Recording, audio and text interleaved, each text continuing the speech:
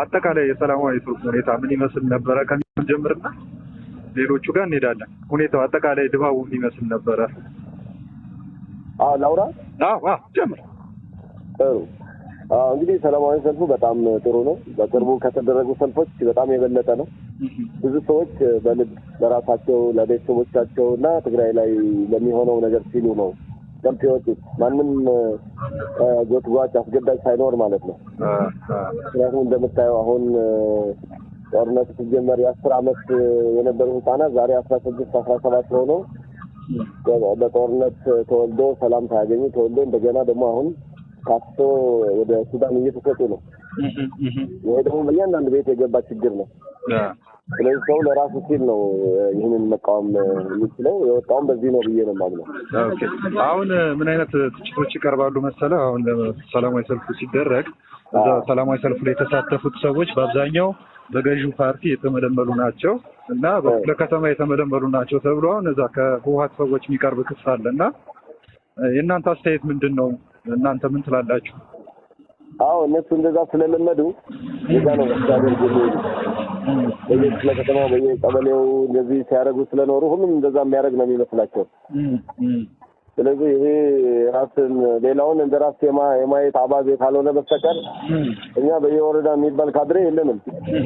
የምናደርገው ምንድን ነው? ጥሪ አድርገናል እኮ በመኪና ቅስቀሳ አድርገናል። ደጋፊዎቻችን አባሎቻችን እንዲገኙ ጥሪ አድርገናል።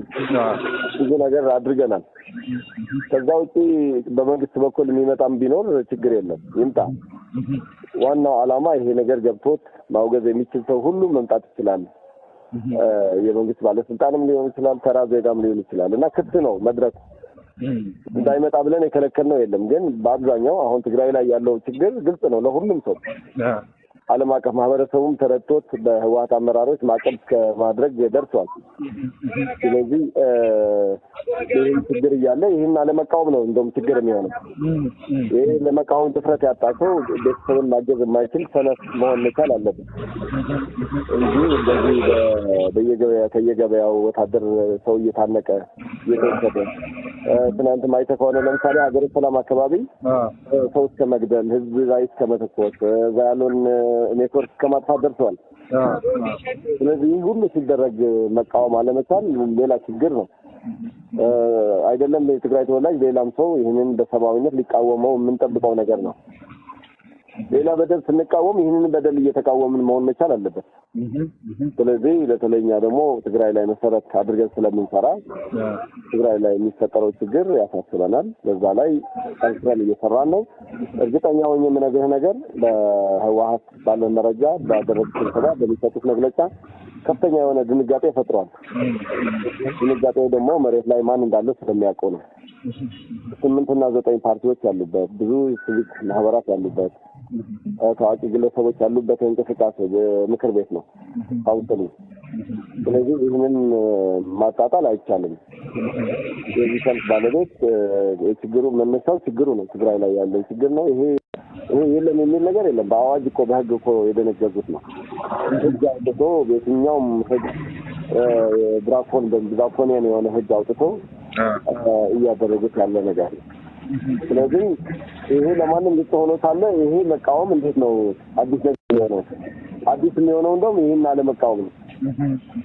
ስለዚህ ለመቃወም ሙሉ መስመር አለን፣ ሙሉ መብት አለን። ሁሉም ሰው ደግሞ ይሄ እየተቃወመ ነው።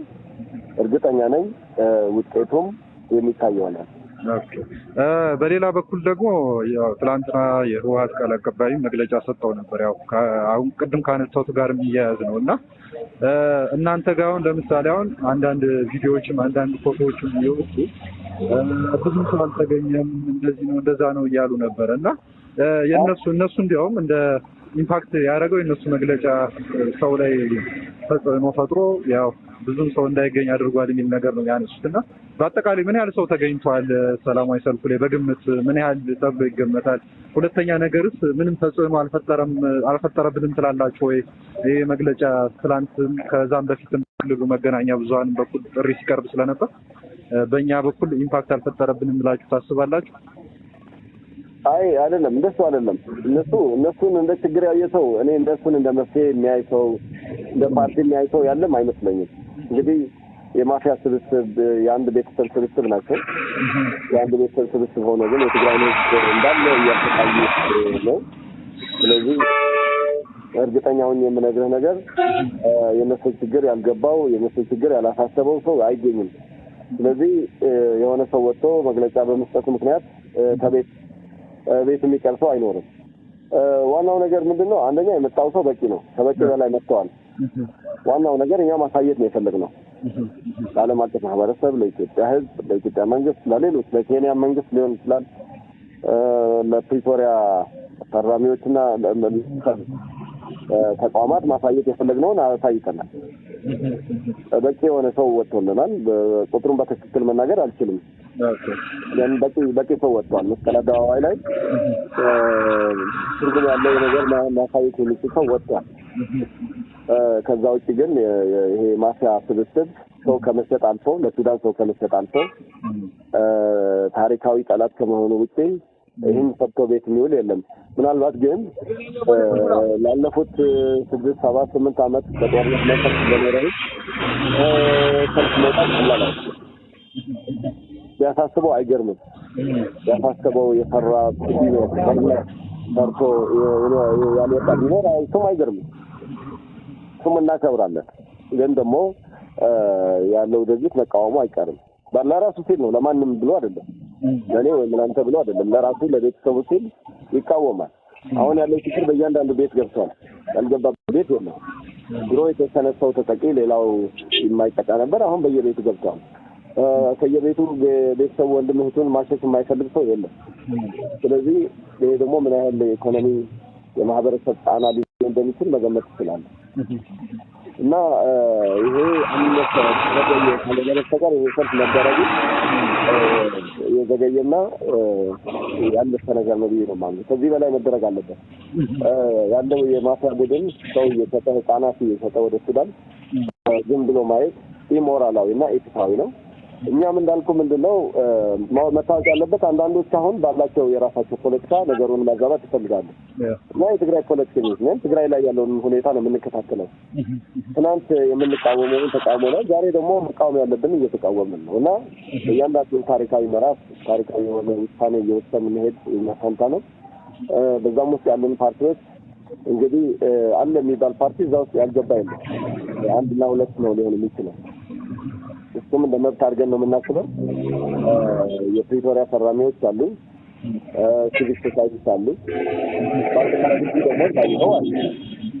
እና ይሄ ነው ታሪካዊ ነው። ከዚህም በላይ ወደፊት ይሰራል ብያለሁ።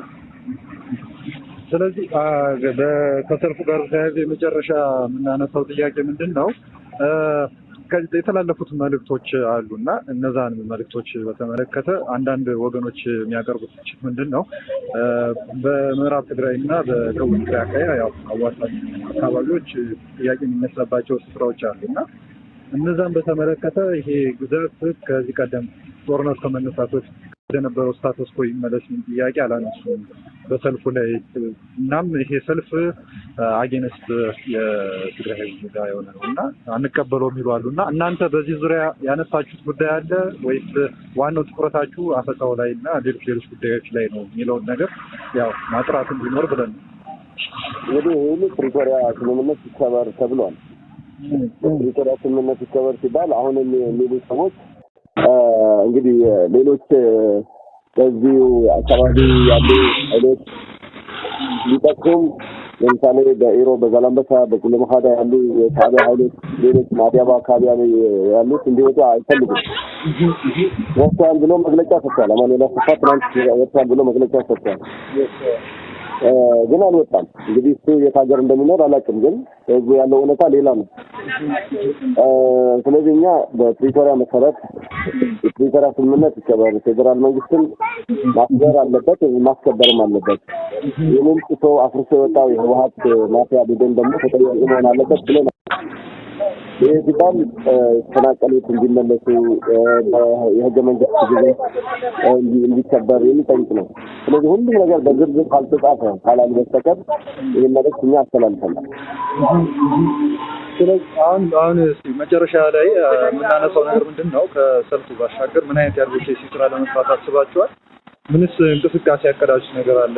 አንዳንዶቹ አሁን ለምሳሌ ሰላማዊ ትግል ለማድረግ ትግራይ ውስጥ ማለት ነው ስፔሲፊካሊ እንቅስቃሴ እያደረጋችሁ እንዳልሆነ የሚያነሱ ወገኖች አሉና ወደፊት ከእናንተ ምን ይጠብቅ የሚለውን እናንሳና በዚሁ እንቋጨው። እንግዲህ ወደፊት የሚሆነውን ስርዓት ወደ ህግ ለማቅረብ የማይደረግ ነገር አይኖርም። እንዳልኩ በቂ ኃይል ነው ያለው፣ በቂ ስብስብ ነው ያለው። ከተለያየ የማህበረሰብ ክፍል በቂ የሆነ ነገር ተሰጥቷል ብዬ ነው የማምነው። ከዛ በላይ እንዲያድግ እናደርጋለን። ዋናው ዓላማችን ግን ይሄ የቤተሰብ የሆነ ማፊያ ቡድን ሰው እንዲሸጥ አገር እንዲሸጥ ዝም ብለን የምናየው ነገር አይደለም። የሚቻለውን ሁሉ አድርገን ህጋዊ የሆነ የህግ የበላይነት እንዲሰፍን ፍትህ እንዲመጣ እናደርጋለን ነው። ትግራይን የሁሉም ሰው የህዝብ ባለቤት እናደርጋለን። አሁን እየተፈጠረ ያለው ስደተኛ ተፈናቃይ ምናምን እንዲቆም እና ይህንን የሚያደርጉ ከላይ እስከታች ያሉ የስርዓት ነጻ ማስያዎች ወደ ህግ እንዲቀርቡ የምናደርገውን ሁሉ እናደርጋለን። ስለዚህ እንግዲህ በሌሎች ጊዜ እንግዲህ ሌሎች ጉዳዮች እናነሳለን። እናመሰግናለን እንግዲህ ስለነበረን። አመሰግናለሁ።